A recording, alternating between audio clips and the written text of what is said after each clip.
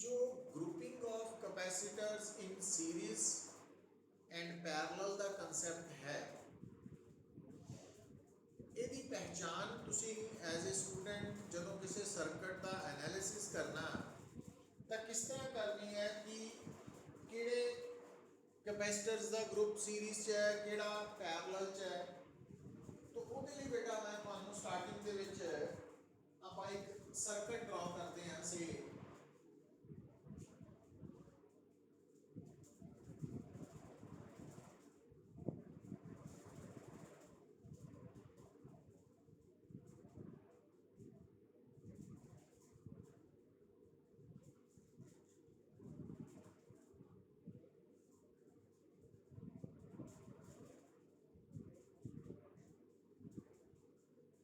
ये 5 कैपेसिटर्स का एक ग्रुप है जो आपस के विच कनेक्टेड है as shown in figure.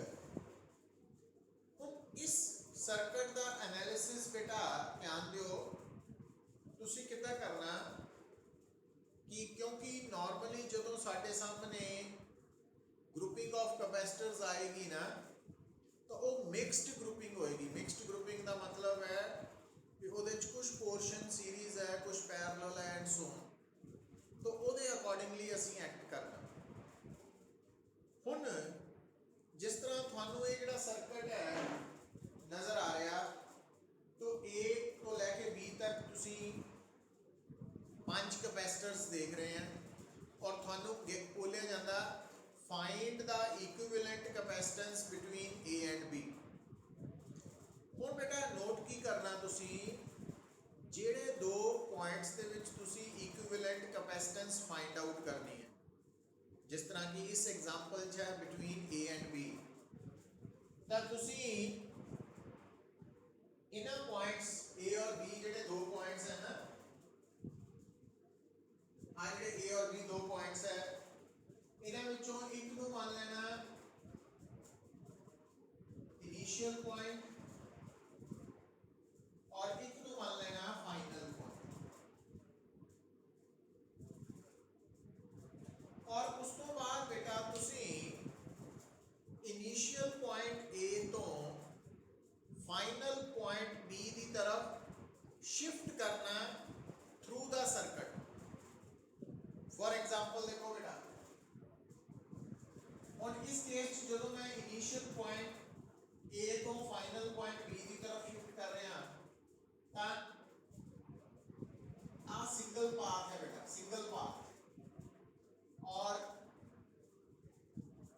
Uh point में सी बोलता सी नहीं कहना इन्हें डी कर दो ना तो आ पॉइंट डी है। और तुसी की एनालिसिस करना है कि ए तो लेके डी तक बेटा सिंगल पाथ है पर डी ते पहुंच के दो पाथ्स हो गए बेटा तो ए तो डी तक सिंगल पाथ है बट डी ते पहुंच के एक पाथ आ बन गया बेटा और दूसरा पाथ आवा तो इस पॉइंट तक ई तक नोट करो बी तो लेके ई तक बेटा दो पाथ्स है देयर आर टू पाथ्स और ई तो बाद फिर बी तक सिंगल पाथ है सिंगल पाथ। हुण आ जिहड़ा पाथ है आ वाला पाथ आपां इहनूं नाम दे दईए पाथ 1 पाथ 2 पाथ 3 पाथ 4 तो आप डिफरेंट पाथ्स दे देते हो। तुझे थोड़ा जिहा ध्यान नाल देखो बेटा जेड़ा पाथ 2 है ना वो स्टार्ट हो रहा डी तो और खत्म हो रहा ई तक जेड़ा पाथ 2 है और जेड़ा पाथ 3 है वो भी डी तो स्टार्ट हो रहा ई ते खत्म हो रहा। इसका मतलब जेड़े पाथ 2 एंड 3 है ना ये सेम पॉइंट्स दे विच कनेक्टेड है डी तो ई तक। तो हुण बेटा नोट कर लो जेड़ा भी सिंगल पाथ है सिंगल पाथ के ऊपर जितने भी एलिमेंट्स है दे all R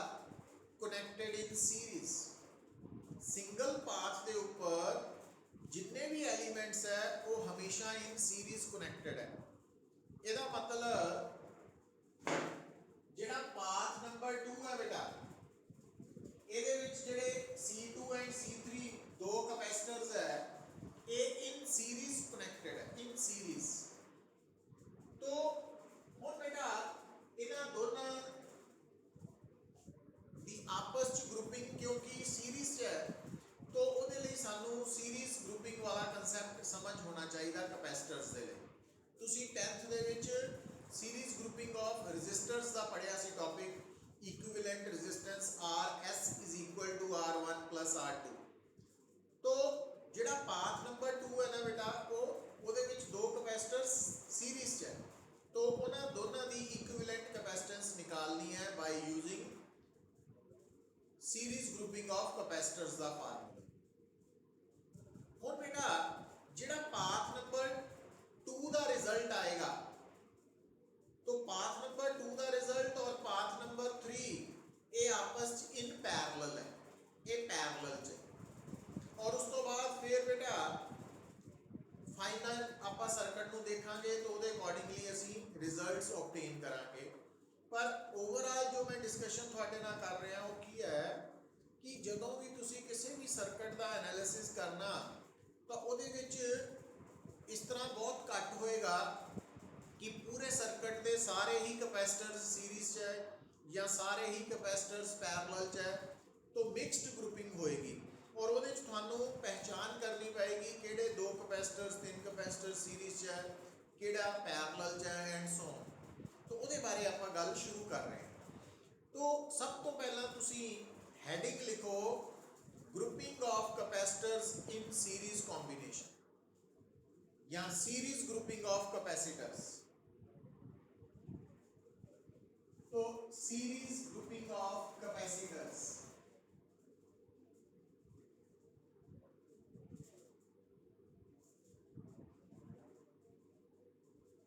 series grouping of capacitors.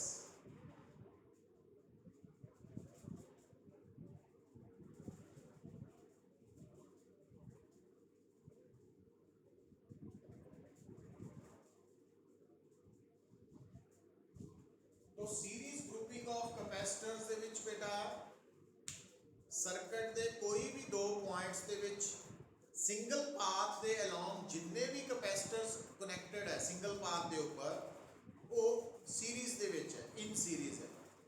तो अगर बेटा ਤੁਹਾਡੇ ਸਾਹਮਣੇ ਮੈਂ ਡਾਇਗਰਾਮ ਡਰਾ ਕਰਦਾ ਹਾਂ,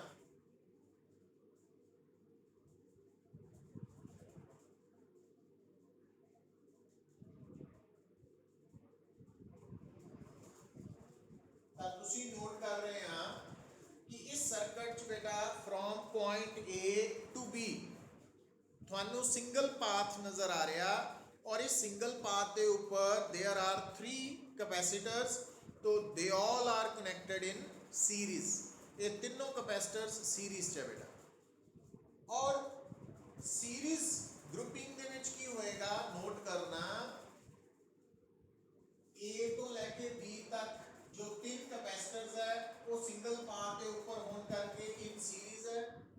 और सीरीज ग्रुपिंग दे विच बेटा जो टोटल पोटेंशियल डिफरेंस है V है, total potential difference of series grouping of capacitors.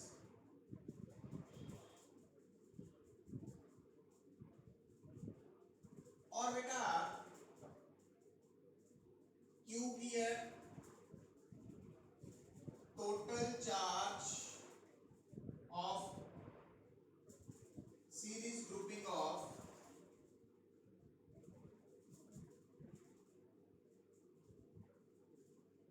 capacitors। और ध्यान नाल गल सुनियो पुत्र, जो सीरीज ग्रुपिंग का टोटल चार्ज है, तो total charge of series grouping of capacitors he series grouping they her capacitor का चार्ज है।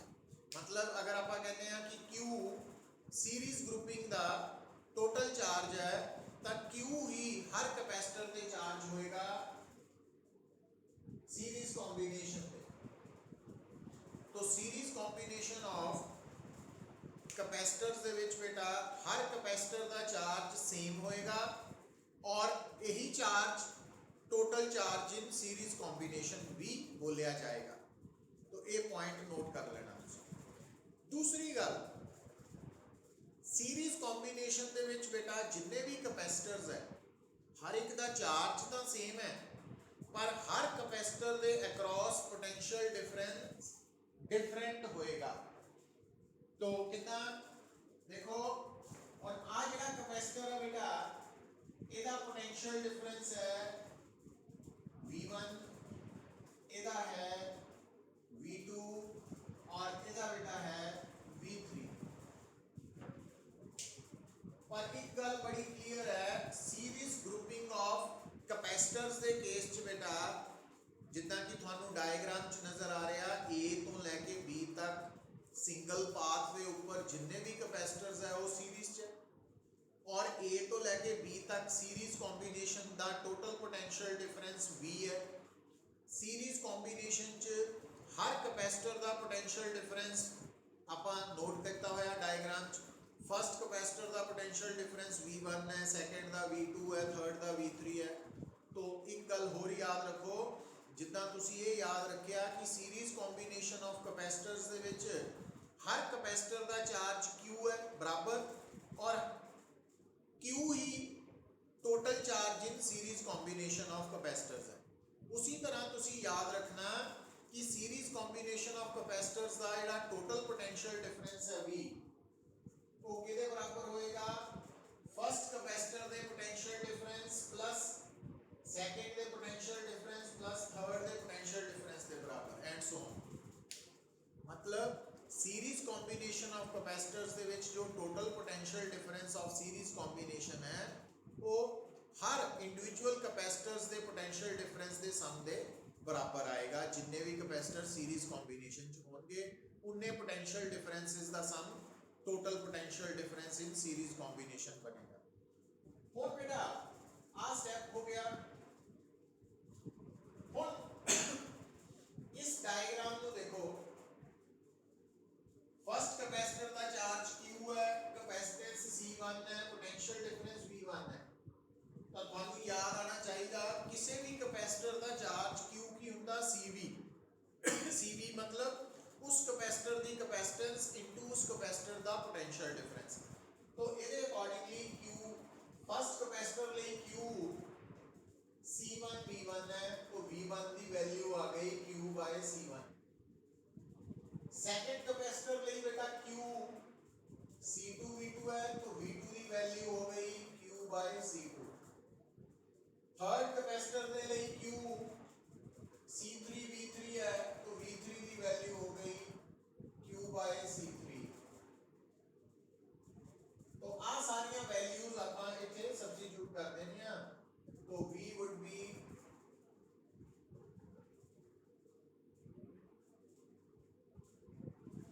number 2। now जो कैपेसिटर्स इन सीरीज है बेटा असी निकालनी है इन्हां दी इक्विवेलेंट कैपेसिटेंस। इक्विवेलेंट कैपेसिटेंस का मतलब कि जिन्ने भी कैपेसिटर्स इन सीरीज कॉम्बिनेशन है भी अगर उन्होंने हटा के उन्हां दी जगह सिंगल कैपेसिटर यूज किया जाए तो वो सिंगल कैपेसिटर यूज करन ते जो टोटल चार्ज ते टोटल पोटेंशियल डिफरेंस है सीरीज कॉम्बिनेशन का दैट विल रिमेन अनअफेक्टेड। तो उस कैपेसिटर की कैपेसिटेंस की है सीरीज कॉम्बिनेशन की इक्विवेलेंट कैपेसिटेंस। फॉर एग्जांपल देखो बेटा आराम नाल जितना कि थानू डायग्राम च नजर आ रहा A तो लेके B तक तीन कैपेसिटर्स सीरीज कनेक्टेड है और A को लेके बेटा B तक जो सीरीज कॉम्बिनेशन है उसका टोटल चार्ज है Q और उसका टोटल पोटेंशियल डिफरेंस है V। ਇਹਦਾ मीनिंग अगर आप इन तीनों कैपेसिटर्स को हटा लिए A और B तो रिमूव कर लिए तो A और B तो तीनों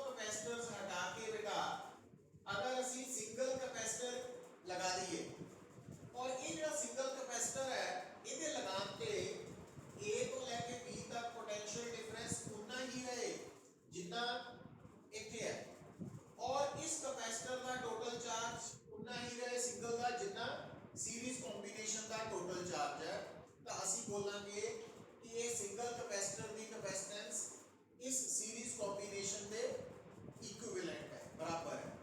तो और बेटा यदि कैपेसिटेंस अगर CS है, अगर यदि कैपेसिटेंस CS है तो ये अकॉर्डिंगली Q हो जाएगा CSV, है ना, तो V आ जाएगा Q/CS। नंबर 3 और फ्रॉम इक्वेशंस 2 एंड 3 क्योंकि VV लेफ्ट साइड बराबर है तो ਤੁਹਾਡਾ आंसर ਕੀ बनेगा Q/CS is equal to Q/C1 Q/C2 plus Q/ और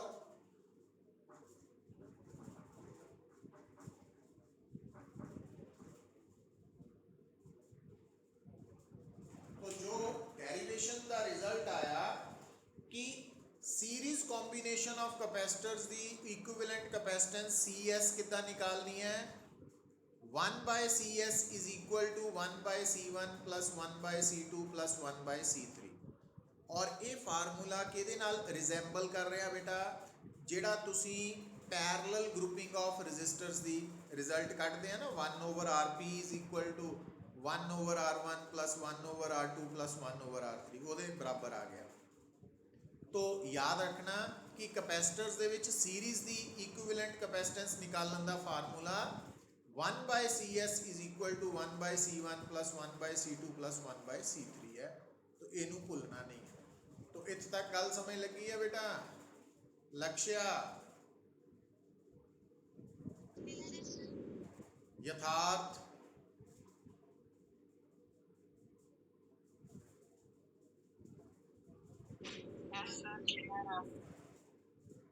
नारायण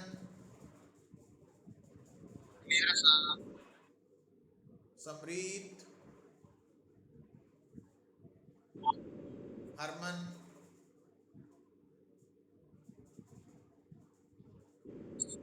गुरलीन आर्यन पांजा आर्यन मीनिया। तो देखो बेटा मतलब एक तो डेरिवेशन इंपॉर्टेंट है, दूसरा कि ये रिजल्ट याद रखना वा। तो सीरीज ग्रुपिंग ऑफ कैपेसिटर्स दे विच तुसी तीन मेन पॉइंट्स किहड़े याद रखने। एक बेटा series grouping of capacitors they her capacitor का चार्ज बराबर है और किहदे बराबर है total charge in series combination. और दूसरा point series grouping of capacitors दे विच total potential difference is equal to sum of the potential differences of individual capacitors in series combination। और तीसरा पॉइंट इक्विवेलेंट कैपेसिटेंस CS कितना निकालनी है 1/CS is equal to 1/C1 plus 1/C2 plus 1/C3। हुण इसको मिला के बेटा हम लिखो एक numerical right A numerical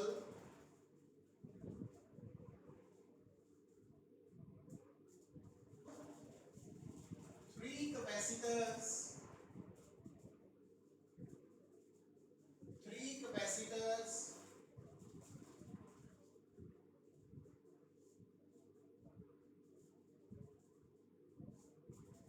6 microfarad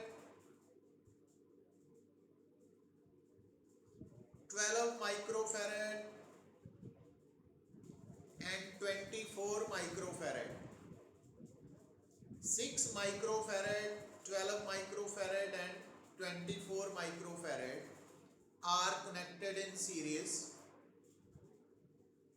Find their equivalent capacitance।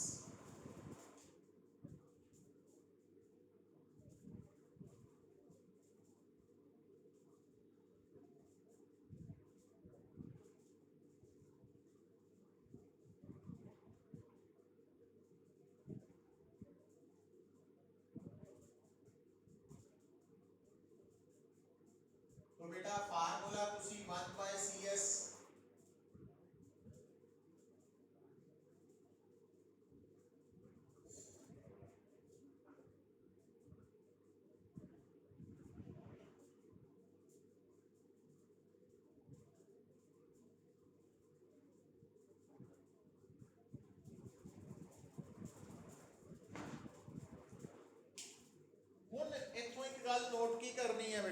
Important point है, ਜਦੋਂ ਤੁਸੀਂ grouping of capacitors in series combination का इक्विवेलेंट कैपेसिटेंस निकाली तो जिहड़े इंडिविजुअल कैपेसिटर्स है उहदे विचों लोएस्ट कैपेसिटेंस सी बेटा 6, क्योंकि 6 12 24 च लोएस्ट 6 है।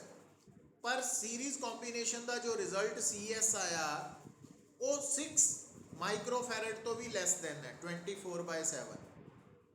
तो इहदा मतलब ध्यान दिओ, सीरीज ग्रुपिंग ऑफ कैपेसिटर्स की इक्विवेलेंट कैपेसिटेंस का रिजल्ट हमेशा लोएस्ट या smallest capacitance of series combination नालों भी घट आएगा। और दूसरा पॉइंट ये हो गया कि सीरीज ग्रुपिंग ऑफ कैपेसिटर्स दे विच कैपेसिटेंस नू डिक्रीज हुंदी है। मतलब सीरीज ग्रुपिंग ऑफ कैपेसिटर्स क्यों यूज़ की जाती है, ताकि इफेक्टिव कैपेसिटेंस नू डिक्रीज किया जा सके, घटाया जा सके। इस परपज़ लिए सीरीज ग्रुपिंग ऑफ कैपेसिटर्स जो है ना वो यूज़ किए जाते हैं। हुण बेटा इहदा बी पार्ट करो। B part, if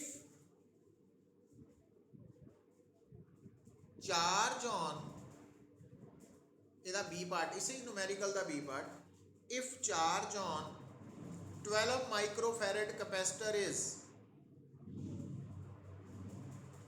24 microcoulomb, if charge on 12 microfarad capacitor is 24 microcoulomb, find the charge on other capacitors। हुण गल सुनो पुत, हुण तुहानू याद आना चाहिए, क्योंकि ये सीरीज ग्रुपिंग ऑफ कैपेसिटर्स है, तो ये अगर तुहानू एक कैपेसिटर का चार्ज भी पता तो यदा मतलब बाकियां का चार्ज भी सेम ही है। इट मीनस अगर 12 का चार्ज 12 माइक्रोफैरड कैपेसिटर का चार्ज 24 माइक्रोकूलम है तो C1 C2 का C3 का भी 24 माइक्रोकूलम ही है।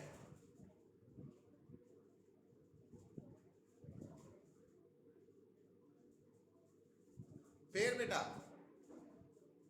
अगर थानू बोलिया जाए find potential difference across each capacitor, तां भी तुसी निकाल सकते हैं, क्योंकि V1 आ जाएगा Q/C1, आप Q है बेटा,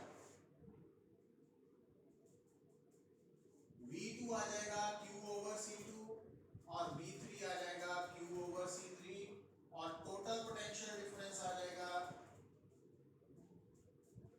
और अगली गल बेटा, सीरीज कॉम्बिनेशन च total potential difference individual potential differences दे सम तो भी आ जाएगा, plus total potential difference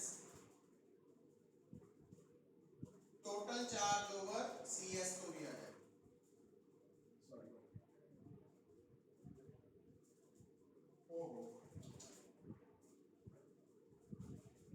total potential difference Q/CS तो भी आ जाएगा, क्योंकि Q total charge in series combination है तो CS की है बेटा total capacitance of series combination या equivalent capacitance of series combination, तो V की है टोटल पोटेंशियल डिफरेंस। तुसी कोई भी ऑप्शन लगा के देख लो, V दोनों मैथड्स दे नाल सेम आएगा, कोई फर्क नहीं होएगा। तो मतलब थानू ये मल्टीपल रिजल्ट्स नू याद रखना पएगा कि सीरीज ग्रुपिंग ऑफ कैपेसिटर्स दे विच हर कैपेसिटर का चार्ज सेम है और किहदे बराबर है, जिन्ना सीरीज कॉम्बिनेशन का टोटल चार्ज है। Second point, series grouping of capacitors दी इक्विवेलेंट कैपेसिटेंस कितना निकालनी है, 1/CS is equal to 1/C1 plus 1/C2 plus 1/C3। और सीरीज ग्रुपिंग ऑफ कैपेसिटर्स दे विच टोटल पोटेंशियल डिफरेंस जो है वो टोटल चार्ज बाय CS तो भी निकल आएगा, तो total potential difference sum of individual potential differences तो भी V1 plus V2 plus V3 तो भी निकल आएगा। तो ये है रिगार्डिंग सीरीज कॉम्बिनेशन। और बेटा ਇਹਦੇ ਵਿੱਚ देखो एक पॉइंट होर नोट की करना तुसी कि अगर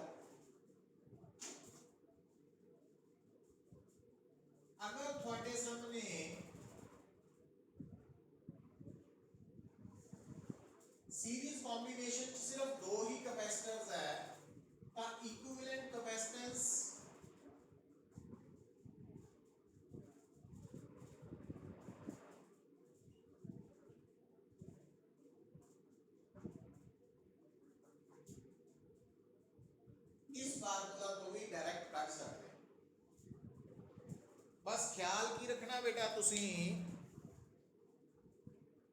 कि जो सीरीज ग्रुपिंग ऑफ कैपेसिटर्स है ना ਉਹਦੀ ਇਕੁਇਵਲੈਂਟ ਕੈਪੈਸਿਟੈਂਸ ਨਿਕਾਲਦੇ ਵਕਤ ਅਸੀਂ ਰਾਈਟ ਹੈਂਡ ਸਾਈਡ ਤੇ ਤਾਂ 1/C1 + 1/C2 + 1/C3 ਯੂਜ਼ ਕਰਦੇ ਆ ਨਾ ਔਰ ਉਹਨੂੰ ਸੋਲਵ ਕਰ ਲੈਂਦੇ ਆ। तो वो ਜਿਹੜਾ ਰਾਈਟ ਸਾਈਡ ਦਾ ਰਿਜ਼ਲਟ ਆਂਦਾ ਨਾ ਉਹ 1/CS ਹੈ ਨਾ ਕਿ CS। तो इस करके ਜਦੋਂ 1/C1 + 1/C2 + 1/C3 ਸੋਲਵ ਕਰੋਗੇ ਬੇਟਾ ਤਾਂ ਉਸ ਰਿਜ਼ਲਟ ਤੋਂ CS ਨਿਕਾਲਣ ਲਈ ਤੁਸੀਂ ਉਹਦਾ ਰੈਸੀਪ੍ਰੋਕਲ ਲੈ ਕੇ CS ਨਿਕਾਲਣਾ ਵਾ ਕਿਉਂਕਿ ਲੈਫਟ ਸਾਈਡ ਤੇ CS ਨਹੀਂ ਹੈ 1/CS ਹੁੰਦੀ ਹੈ। ਇਸ ਗੱਲ ਦਾ ਖਿਆਲ ਰੱਖਣਾ ਬੜਾ ਇੰਪੋਰਟੈਂਟ ਪੁਆਇੰਟ ਹੈ। ਨਾਓ ਹੁਣ ਬੇਟਾ ਲਿਖੋ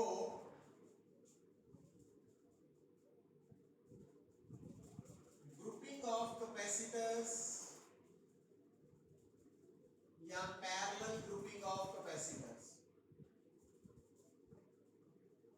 पैरेलल ग्रुपिंग ऑफ कैपेसिटर्स ਹੁਣ ਇਹਦੇ ਵਿੱਚ ਬੇਟਾ जो पॉइंट तुसी नोट करना वा कि देखो अगर आ दो पॉइंट्स है बेटा तो ये दो पॉइंट्स ਦੇ ਵਿੱਚ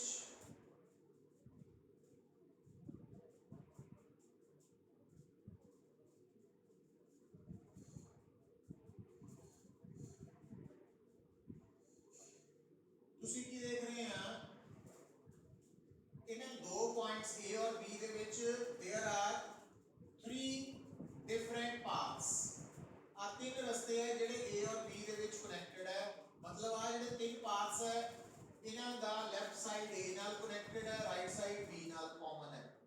तो ये तीनों पाथ्स जो है आपस में पैरेलल कनेक्टेड है।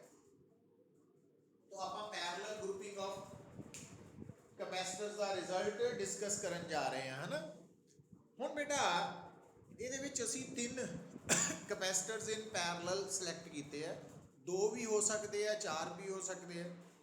तो ਤੁਸੀਂ ਪਹਿਚਾਨਣਾ ਕਿੱਦਾਂ तो ਉਹਦਾ ਬੜਾ ਸੌਖਾ ਤਰੀਕਾ ਵਾ ਦੱਸਿਆ ਕਿ ਦੋ ਐਨੀ ਟੂ ਪੁਆਇੰਟਸ ਦੇ ਵਿੱਚ ਅਗਰ ਸਿੰਗਲ ਪਾਥ ਹੈ ਤਾਂ ਸਿੰਗਲ ਪਾਥ ਦੇ ਉੱਪਰ ਜਿੰਨੇ ਵੀ ਕੈਪੈਸਿਟਰਸ ਹੈ ਉਹ ਸੀਰੀਜ਼ 'ਚ। ਬਟ ਅਗਰ ਦੋ ਗਿਵਨ ਪੁਆਇੰਟਸ ਦੇ ਅਕ੍ਰੋਸ ਮਲਟੀਪਲ ਪਾਥਸ ਹੈ ਔਰ ਹਰ path the left side A ਨਾਲ ਰਾਈਟ ਸਾਈਡ B ਨਾਲ ਜੁੜੀ ਹੋਈ ਹੈ ਤਾਂ ਉਹ ਸਾਰੇ ਪਾਥਸ parallel combination between A and B ਹੈ। तो इस पॉइंट ਨੂੰ ਇਦਾਂ ਸਮਝਣਾ ਤੁਸੀਂ ਹੈ ਨਾ। ਹੁਣ ਦੇਖੋ ਬੇਟਾ